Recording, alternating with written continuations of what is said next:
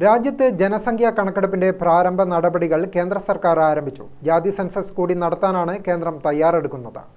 2021 ആരംഭിക്കേണ്ടിയിരുന്ന സെൻസസിനാണ് സർക്കാർ ഇപ്പോൾ തുടക്കം കുറിക്കുന്നത്. ഔദ്യോഗിക വിജ്ഞാപനം ഉടൻ ഉണ്ടാകുമെന്നാണ് അറിയുന്നത്. കോവിഡ് മൂലം നീണ്ടുപോയ സെൻസസ് നടത്താനാണ് കേന്ദ്രം തയ്യാറെടുക്കുന്നത്. ജാതി സെൻസസിനായുള്ള സമ്മർദ്ദം NDA ഘടകകക്ഷികളിൽ നിന്നും ശക്തമായതോടെ ജാതി കോളം കൂടി ഇത്തവണ സെൻസസിൽ ഉൾപ്പെടുത്തും. JDU നേതാവും ബീഹാർ മുഖ്യമന്ത്രിയുമായ നിതീഷ് കുമാർ, LJP നേതാവും കേന്ദ്രമന്ത്രിയുമായ ചിരാഗ് പാസ്വാൻ, ഹിന്ദുസ്ഥാനി അവാം മോർച്ച നേതാവും കേന്ദ്രമന്ത്രിയുമായ ജിതൻ റാം മാഞ്ചി എന്നിവരാണ് ജാതി സെൻസസിനായി വാദിക്കുന്നത്. കണക്ക് പുറത്തുവിടില്ല എന്ന വ്യവസ്ഥ ഉൾപ്പെടുത്താമെങ്കിൽ ജാതി കണക്കെടുപ്പ് നടത്താമെന്ന നിലയിലേക്ക് RSS IUM ചെയ്തോടെയാണ് ജാതി സെൻസസിന് കൂടി കളമൊരുങ്ങിയത്. ജാതി സെൻസസ് വാഗ്ദാനം ഇന്ത്യ സഖ്യം പ്രകടന പത്രികയിൽ ഉൾപ്പെടുത്തിയിരുന്നു. 2021 ഫെബ്രുവരി 9 മുതൽ 28 വരെയുള്ള ദിവസങ്ങളിൽ കണക്കെടുപ്പ് നടത്താൻ ആദ്യം തീരുമാനിച്ചെങ്കിലും പിന്നീട് മാറ്റിവെക്കുകയായിരുന്നു.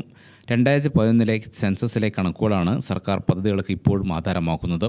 ജാതി സെൻസസിന് ശേഷമുള്ള മണ്ഡല പുനർനിർണ്ണയം കൂടി നടത്തിയതിനു ശേഷമാണ് വനിതാ സംവരണം നടപ്പാക്കേണ്ടത്. ജാതി സെൻസസിൽ തട്ടി നിലച്ചുപോയ സെൻസസിനാണ് പുതുജീവൻ വയ്ക്കുന്നത്. News desk Gramika news.